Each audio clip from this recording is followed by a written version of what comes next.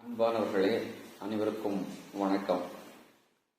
இன்னைக்கு என்ன தலைப்பு பார்க்க போறோம் அப்படின்னாக்கா, டபுள் மீனிங்ல பேசுறது அப்புறம் பாடுறது, இப்படி இருக்கிறவங்கள சமூகம் விமர்சனம் பண்ணியிருக்கு. அது சினிமாவிலேயே நடந்திருக்கு. கவிஞர் கண்ணதாசன் அவர்களுடைய ஒரு பாடல் இழந்த பழம் அப்படிங்கிறது. அதே மாதிரி கவிஞர் வாலியோட எப்படி இந்த ரெண்டு பாட்டுமே விமர்சனத்துக்கு உள்ளாச்சு. ஏன்னா அது இரட்டை அர்த்தத்தில் எழுதப்பட்டது. அதே மாதிரி எஸ் சந்திரன் அப்படின்னு ஒரு நகைச்சுவை நடிகர் இருந்தாரு. அவருடைய ஸ்டைலே என்னன்னாக்கா வசனங்களை இரட்டை அர்த்தத்தில் பேசுறது. இவங்க எல்லாருமே இந்தந்த விஷயங்களுக்காக டபுள் மீனிங்ல பாட்டை எழுதுனதுக்காகவும் அதே சமயத்தில் வசனம் பேசுறதுக்காகவும் விமர்சனம் செய்யப்பட்டவங்க. ஆனா ஒருத்தர் இரட்டை அர்த்தத்தில் செய்யுள் எழுதியதற்காக மிகவும் புகழப்பட்டார், எல்லாராலும் பாராட்டப்பட்டார். அப்படி ஒரு புலவர் இருந்தார். சரி, இவர் மட்டும் ஏன் பாராட்டினாங்க அப்படின்னா, அவருடைய அந்த செய்யுள்ள இப்படி தவறா புரிஞ்சுக்கிற மாதிரி ஆபாசமான எந்த அர்த்தமும் வரல. அதனால அவர் புகழின் உச்சிக்கு போனார். சரி, அந்த புலவர் யாரு அப்படின்னு பார்த்தா காளமேக புலவர் அப்படின்னு பேரு. அவர் எங்க வாழ்ந்தாரு அப்படின்னு பார்த்தாக்கா, தஞ்சாவூர் பகுதியில ஒரு 500 வருஷங்களுக்கு முன்னால வாழ்ந்த ஒரு புலவர் தான் காளமேக புலவர். இவர் இந்த வெண்பாவில் இல்ல வேற பாடல்களை 2 அர்த்தம் வர மாதிரி பாடல்கள வல்லவர். ஸோ அப்படி புகழ் பெற்றவர் அவர். அவரோட 2 பாடல்களை தான் நாம் இன்னைக்கு பார்க்க போறோம். இந்த பாடல்லாம் ரொம்ப சுவையான பாடல்கள்.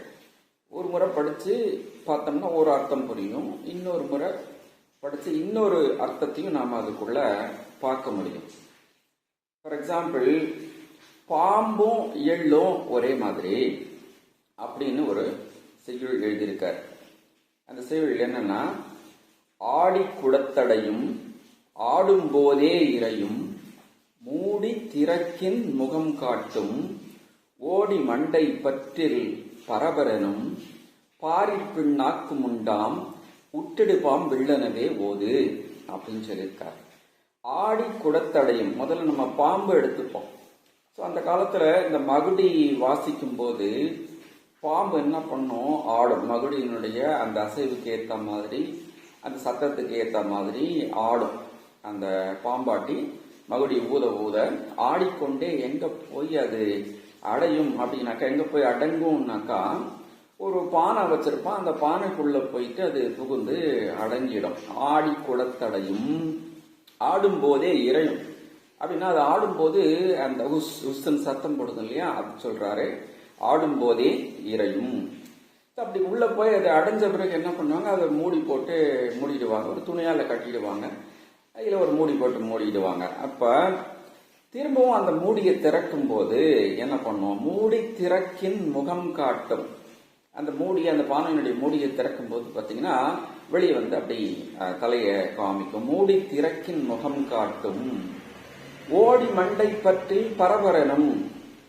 சப்போஸ் அந்த பாம்பு கடிச்சிருச்சு, அந்த விஷம் ஏறிச்சுன்னா என்ன போகும், மண்டைக்கு போய் மயக்கம் வரும். ஸோ அது ஓடி மண்டை பற்றி பரபரனும் பாரி பின் நாக்கு முண்டாம். அந்த பாம்போட நாக்கு பார்த்தீங்கன்னாக்கா பிளவுபட்டிருக்கும், ரெட்டையா இருக்கும். ஸோ அதுதான் பாரி பின்னாக்கு உண்டாம், பிளந்த நாக்கு பின்னாக்கு உண்டாம் உற்றிடுப்பாம் வெள்ளனவே போது. அதனால இந்த பாம்பும் எள்ளும் ஒரே மாதிரி தான் அப்படின்னு சொல்றாரு. இது பாம்புக்கான அர்த்தம். எள்ளு இந்த பாடல்ல எப்படி இதுக்குள்ள வருது, அதே அர்த்தத்துல எப்படி இது பொருந்தி வருது, எள்ளுக்கு எப்படி பொருந்ததுன்னு பார்ப்போம். ஆடி குடத்தடையும், எள்ளு நம்ம செக்கில் கொண்டு போய் ஆடுவோம். அதுல எண்ணெய் வரையும். அந்த எண்ணெயை கொண்டு போய் குடத்துல ஊற்றி வைப்போம். அது ஆடி குடத்தடையும். ஆடும் போதே இறையும். இப்போ செக்கு ஆட்டினா என்ன வரும்? சத்தம் வரும். அதனால செக்கு ஆடும்போது சத்தம் வரும். ஆடும் போதே இறையும். மூடி திறக்கின் முகம் காட்டும். இந்த ஆடின எண்ணெயை கொண்டு போய் பானையில ஊற்றி வச்சிடுறோம். அந்த மூடி போட்டு வச்சிடறோம். மூடியை திறந்தோம்னா நம்முடைய முகம் அந்த எண்ணெயில பிரதிபலிக்கும், காமிக்கும். மூடி திறக்கின் முகம் காட்டும்.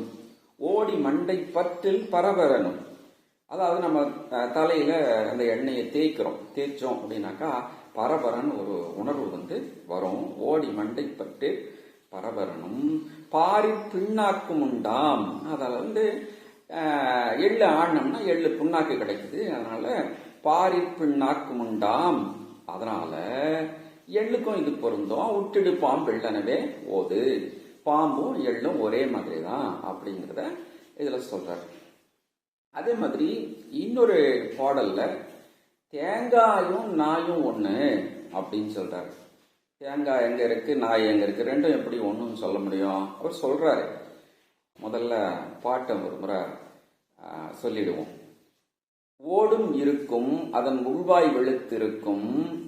நாடும் குலை தனக்கு நாணாது செடியே தீங்காயதில்லா திருமலை ராயன் வரையில் தேங்காயும் நாயும் நேர் செப்பு அப்படிங்கிறது அந்த செய்யுள். இப்போ அர்த்தத்தை பார்ப்போம். தேங்காய்க்கு எப்படி பொருந்ததுன்னு பார்ப்போம். ஓடும் இருக்கும். தேங்காய்க்கு ஓடு இருக்கு.